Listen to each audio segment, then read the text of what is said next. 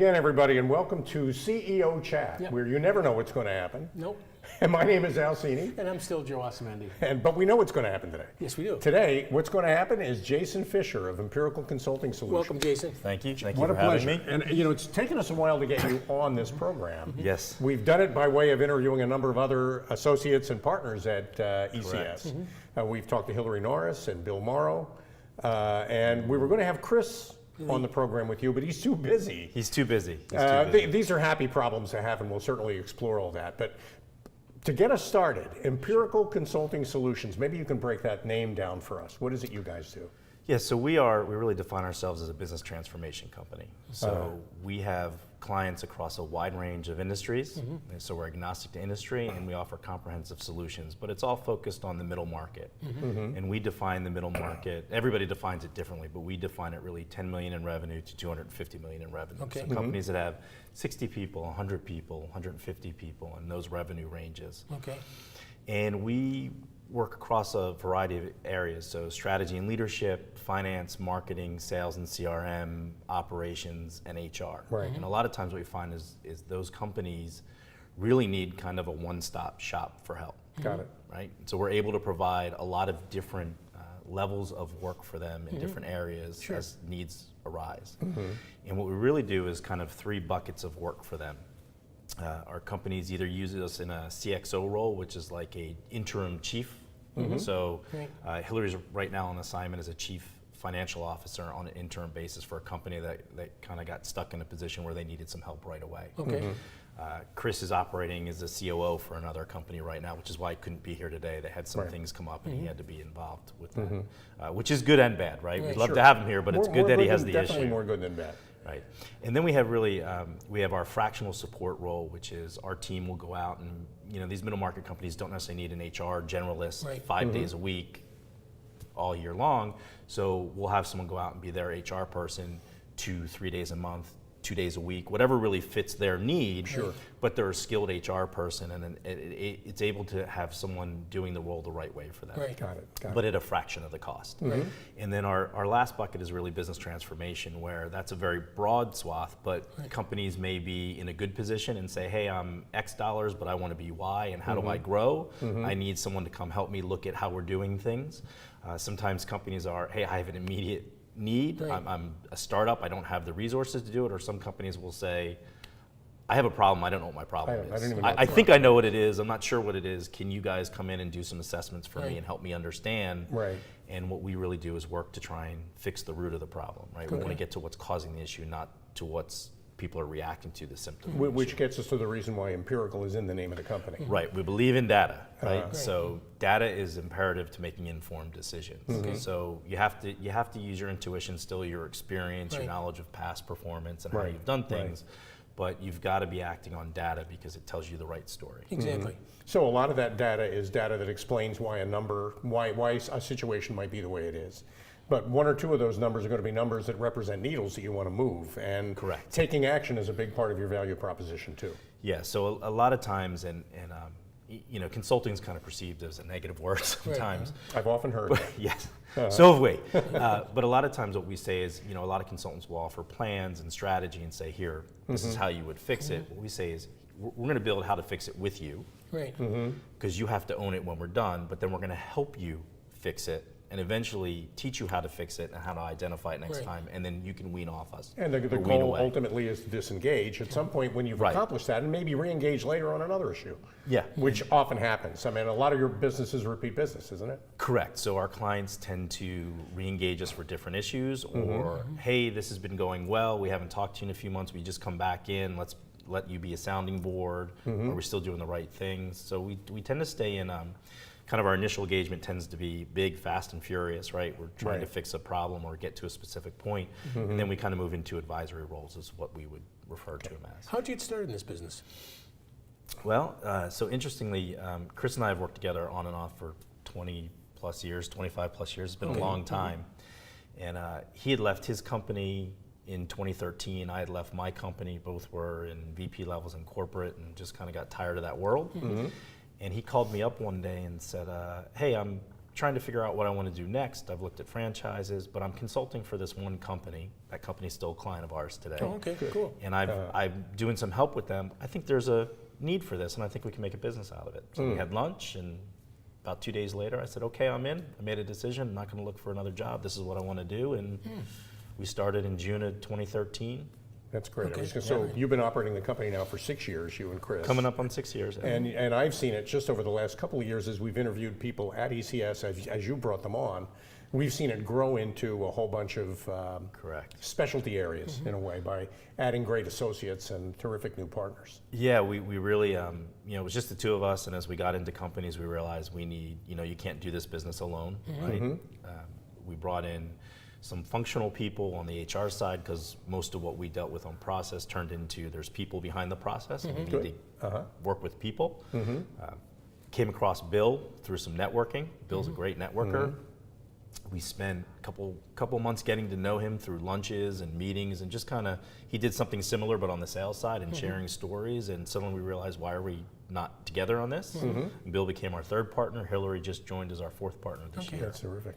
Yeah. And now, Narberth, your office is in Narberth, PA. Yes. So that's a Philadelphia suburb for people who might be outside the area. You've got clients, though, that are not just in Philadelphia. I mean, you've got clients everywhere, don't you? Yeah, we just kind of went through our client list the other day. But we have 80 plus clients over the 6 years, hundreds of engagements. 10 are internationally based, so their corporate office is international, and we've worked across the country. A lot of clients are based here, but then they'll have supply chain in Houston or an office in California, distribution in Seattle. So we're all over the place. We'll go anywhere. Okay, great. Now, part of your process is discovery. I know that Yes. we were talking a little bit about how sometimes you need to qualify a client. Clients who want to hire you, but then also want to tell you how to do what it is they hired you to do, they're not necessarily the best clients, are they? Not always. We have a standing mantra. Our client always gets the 51st vote. If they don't want to do something, they don't have to do it. It's their business. Sure, right? right. We But always then again, if they hired you, it's because they want you to think your way Yes. through this process with them. That means they might learn things. You want them to be willing to learn, and that's a very important part of. Yeah, so we do a lot of discovery up front when we get to know prospective clients, and really it's probably been our biggest learning in the almost 6 years now is we have a lot of dialogue about whether you really want change or not. Right. We don't make a good relationship. You don't need us to come in and consult if you really don't want to change what you're doing. Sure, exactly. Right. So a lot of that dialogue is between us up front to make sure that, hey, you're really ready for change. There's those pain points or those things that are bringing you to meet us are really, you're ready to make a change in them, or you're not, then maybe it's not the right time for us. Sure. Well, that's good. I mean, that's sensible. And when you find a client that is connected with you with respect to wanting to change and actually keeping their mind open about that, what kind of outcomes do you get for them? Depends on the client, right? So it's all over the place in the work we do. Right. A lot of what we do up front is to define what we're going to go after, right? So a lot of our clients come with a perceived issue, but then when we talk to them, it's not quite the issue that they're having. Right. And then outcomes could be greater sales, could be better growth, could be improved margins, could be culture work, and I've reduced turnover because it all ties back to people, process, and technology. So it really depends on the interaction and the specific work we're doing for the client. How long does the engagement usually last? So I'd say most of our clients are around the 9-month to a year mark. Okay. But we usually start with one specific engagement that we may think will go 3 months or 4 months, right, in terms of discovery, and then building the plan and then doing the work with the team. A lot of times what happens, that turns into multiple things, because as you uncover one rock, you find there's 2 other problems, and we can't leave this alone, so it's kind of scope creep, but we agree that it's the right thing to do. We've had clients that have been with us since we started, which are 6 years, and we've had projects that have gone a month. Really depends. And it's like you said, your first client is still a client. So It's still a client. You're obviously not doing the same thing for them today that you were doing 6 years ago when you started, but they called you back repeatedly, and that is a proof point of value. So that's got to be something you guys are pretty proud of. It's nice when you think about the middle market, and especially family-owned companies or companies that may be a little bit smaller in the middle market, 10, 15, 20 million. The owner or the president or the CEO is usually wearing 9 hats. That's just not feasible most of the time. You don't have enough time to do all those 9 hats, so it really becomes a good working relationship. Yeah, that's It's great. affordable because it works for everybody. Yeah, and you pay for us when you need us. You don't pay for Right, us to be right. just sitting in the wings waiting. So unlike Accenture, it's not about producing volumes of reports that sit on a shelf. It's about helping the client actually move forward by taking direct action. Yes. So we have to do the define phase. We have to understand what the real problem is. We have to build a roadmap. A lot of what we tell our clients is, let's talk about your vision. Where do you want to be in 5 years? Because if you want to create an ESOP for your business, or you want to sell to a strategic partner, or you want to have your kids take over, we may take different pathways to get you to where you want to get. It's different actions that are needed. So we did a lot up front of good due diligence, and that's where the empirical data comes in. Then we build the roadmap with the client, and then we help them execute as much as they want or need our help. Okay, great. I'd say probably 75 to 80% of our due diligence work, which we call our Fresh Eyes program, turns into long engagements. We're actually helping the client execute. You've mentioned family businesses a couple of times. I generally like to ask people who have family business experience. The dynamics of a family in a business are unique, aren't they? They're very unique, and sometimes they're bombshells, right? How do you deal with that? Well, like family business, they've been here for 2 generations, 3 generations, so we understand the complexity at this point. We understand it's a different conversation, right? It's not just a decision for the key stakeholder who's the owner. They may have 3 or 4 family members who aren't involved in the business on a day-to-day, but they have to go back and talk to about what they're going to do. So it's probably a little more dialogue, a little more coaching, a little more advisory on, hey, if you really want to get here, we need to get everybody in consensus to do this. Here's how would you present it to them? Would you like us to speak? A lot of times it's, nope, I got it. Let me talk to my family. We don't like to get into the family dynamics. We'd like to stay just above them. Well, you're not going to fix the family. What you're going to do is make the family happier with the results they're getting from the business that they operate together. And a lot of it has to do with just reminding them what it is they do. When families serve the business works. When the business serves the family starts to flounder because it kind of loses a sense of its own mission. What I like about the story you're telling me is that your first discovery phase is about reminding people what it was they had in mind when they built their business in the first place. Let's see if we can't get back to that, to start doing more of that. Absolutely. And a lot of family businesses, they were built 30, 40 years ago. Well, the market's changed, the environment's changed, politics have changed. Things are constantly changing. You always have to evolve your business. So if you keep going, you can go back to what your original vision was, but you have to understand that the generations have changed and the environment has changed, and you have to be able to change with it. Okay, so you're not 19 years old. You've been doing this for a while.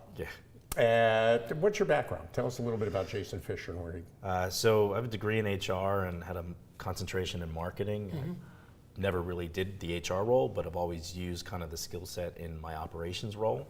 I spent years at Aramark, so started off in hospitality before that with 4 Seasons, went to Aramark. After Aramark, I went to work for a consumer med device division of Bristol-Myers Squibb. Got recruited in because they had a lot of great medical people and sales and marketing people, but not strong operators. And spent 10 years there, up to 2013. And after that, I kind of left as a VP of commercial ops, so running a lot of different facets across a couple business units. And that's when I took some time off to kind of re-engage with my kids, who I was traveling a lot, not really seeing as much. And at that time, they were 6 and 4, so I was missing a lot. And that's when Chris and I we've always stayed in touch and reconnected about this opportunity, and then just started to go from there. Good. And what about Chris's background? I know he's not here because he's busy, but you compliment. Not as much fun as mine, but he's good. No, he was sort of similar. We started in the hotel world together and hospitality world together. It's a funny story. When I was in college, a sophomore in college, he was a bar manager. Right? Really? So I was an employee of his. Oh, really? That's how we started. Yeah. Interesting. Now he's like a big brother, and I'm like a little brother, so it's been a long time. He spent 18 years with Aramark, really growing up through that organization. Left, he was a regional VP running a big profit and loss center in one of their divisions, and just kind of the same place. Traveled a lot, was just tired of doing the same thing, and wanted to get a change. Just wasn't 100% sure what that change was. Good. Well, we need to take a break, but I can think of about 35 things to ask. So we'll be back with more questions for Jason Fisher of Empirical Consulting Solutions after these messages on CEO Chat. Stick around.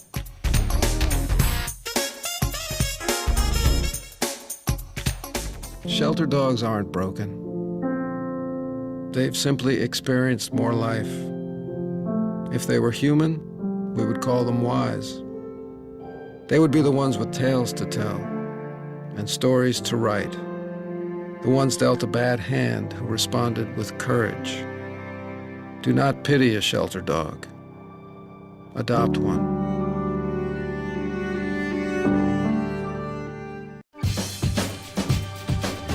Say we've got grit, and we'll take it as a compliment. Because it's our uncommon drive, our spark within, that brings us together and sets us apart. We are temple made. And when others take shortcuts, when others take breaks, when others take the easy way, we take charge.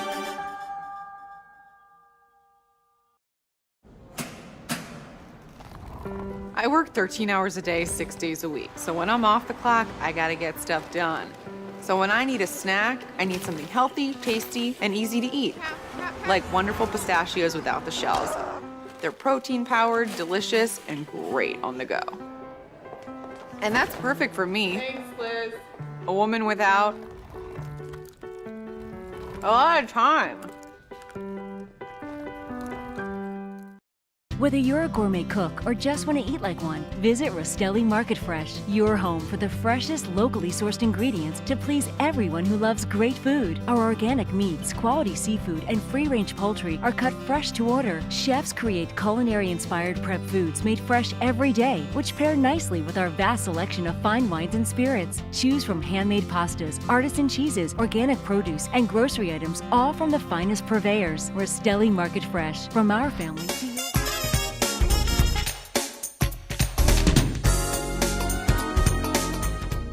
Welcome back to CEO Chat. This guy is Joe Asumendi. And that's Al Cini. I still am. Yes, you are. What are my initials again? AC? AC. Yeah, I know. We'll talk about that another time. But our guest is Jason Fisher, Empirical Consulting Solutions, Narberth, Pennsylvania, but customers all over the world. And during the break, we were talking about the difference between a kind of an activist consultant and all the other consultants. I mean, aside from the fact that you bring your own pens and don't have to borrow the customers, which is a differentiator among consultants. The consultants that I've always enjoyed working with are the ones who will listen as you talk for a few minutes and then say, okay, where's the plant? Where's the data center? Where do you make the stuff? Right. Where do you sell the stuff? That's you guys. Yeah, so we in that define phase, when we really talk about what the project's going to be and we're learning, and we make sure we ask the right questions, that's in a room sitting with key stakeholders. We don't sit with one person. We ask that all the people involved in whatever process we're looking at are involved in the conversation, because if I don't have a discussion with the person running a manufacturing machine, it doesn't really matter what the office says to me. It matters how that person's running the machine, because I'm going to learn more from them than I am from a piece of paper or an SOP. Right. So we often... In fact, their misunderstanding of that person's operating that machine could be part of the problem. You don't know that until you've seen it.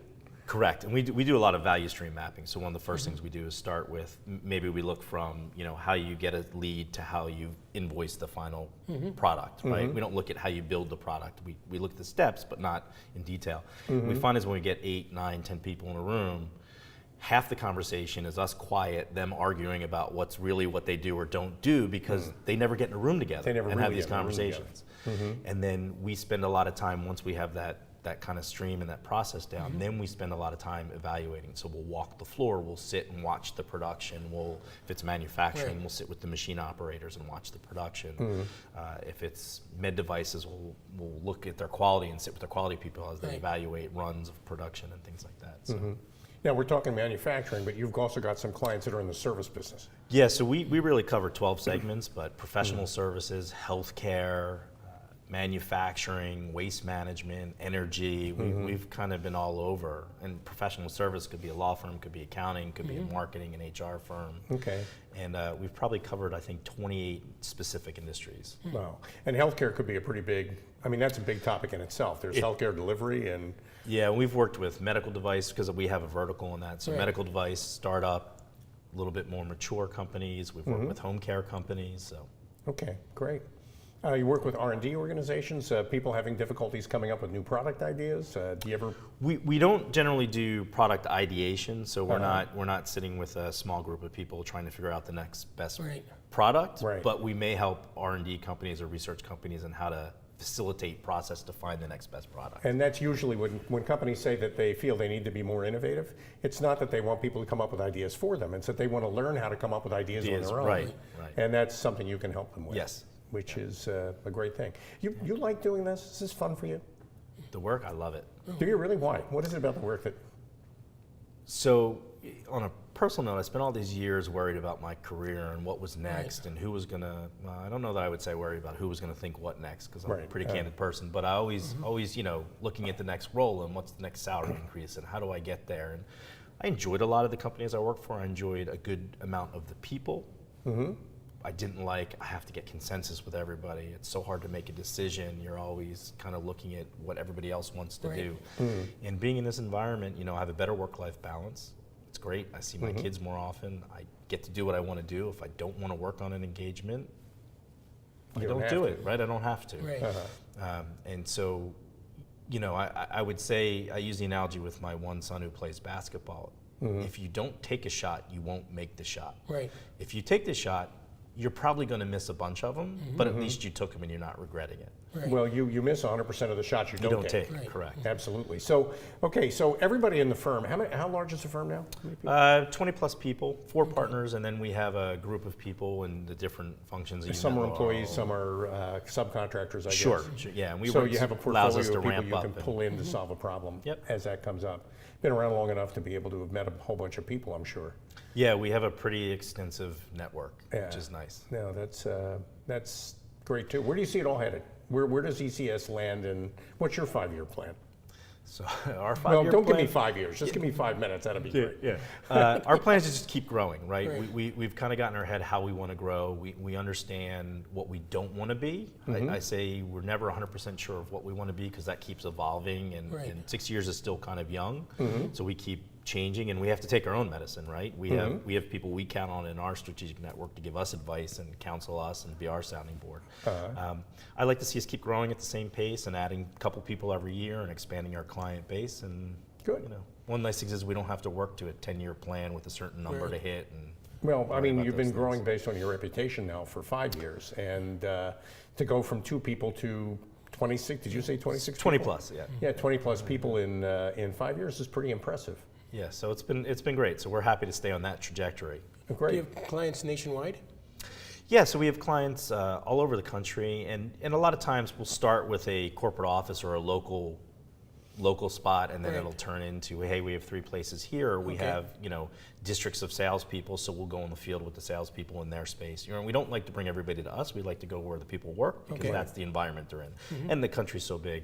It's very different working in the Southeast than it is the East Coast, right? So well, in a modern world too, you can do a lot more work remotely than you used to be able to even a few years ago. So it's possible to help people on the other side of the planet without having to actually go there. We have a fair mix of being on site and being live because you can do the virtual, but you can't replace this one. You can't replace the conversation. face-to-face What happens kind at the of thing. lunch and while you're Actually, driving. it feels like the pendulum's starting to swing back toward every now and then you've got to get in a room with somebody to really relate to them. Have a conversation. So, okay, now what kind of management, you're an executive in your company, and your company's growing to a point where now you almost need to think about your own management structure. Who's the boss? In our company? Yeah. That's a pretty interesting Keep question. in mind that everybody you work with is watching. Yeah. No, I'm not worried about them in that conversation. No, it's really what's really nice. So we do a lot of internal work for ourselves. So we make sure we have a lot of planning sessions on a monthly basis with us.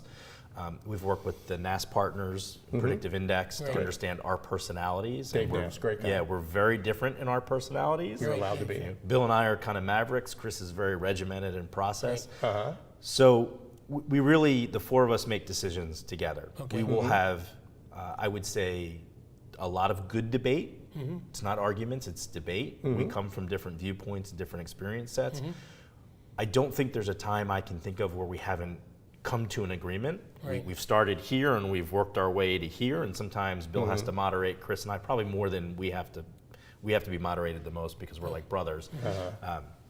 Bill will just say, okay, you guys are being ridiculous. Once in a while, I think he stirs it up just to get us to have a debate together. And we've really been able to make decisions so far. we have an operating agreement in place in case we can't make decisions. It's very spelled out what happens. Oh, So but you hardly ever need it. Because we've never collaboratively, opened it. You've never had to pull that red handle. No, other than to add a new partner and add Well, names to it. A But collaborative leadership model like that makes you agile, makes you responsive to the market, and you know, if you're helping each other solve customer problems, that's about as good as it gets. So yeah, it's great. It's been great so far. Good. Okay, we have to wrap it up on that note. So maybe you can look right into your camera, tell Sure. everybody how to reach Jason Fisher and Empirical Consulting. Best way is www.thinkempirical.com, and you'll be able to see our whole team, be able to contact us through the website. It's the best way. Great team. We've met many of them, and we'll look forward to meeting the others too. Yeah, But, thanks so much for having us again. Jason, what a I pleasure. appreciate it. Been a pleasure meeting you, Jason. Thank you, you as well. And thanks to all of you for tuning into this episode of CEO Chat. We'll see you again next Friday. I'm Al Cini. Joe Asumendi. Tell them to have a good weekend, Joe. Have a great weekend. Be safe, sound, because we want you here back next week. Definitely. We'll be back next week. Thank you. Perfect. Great. Good.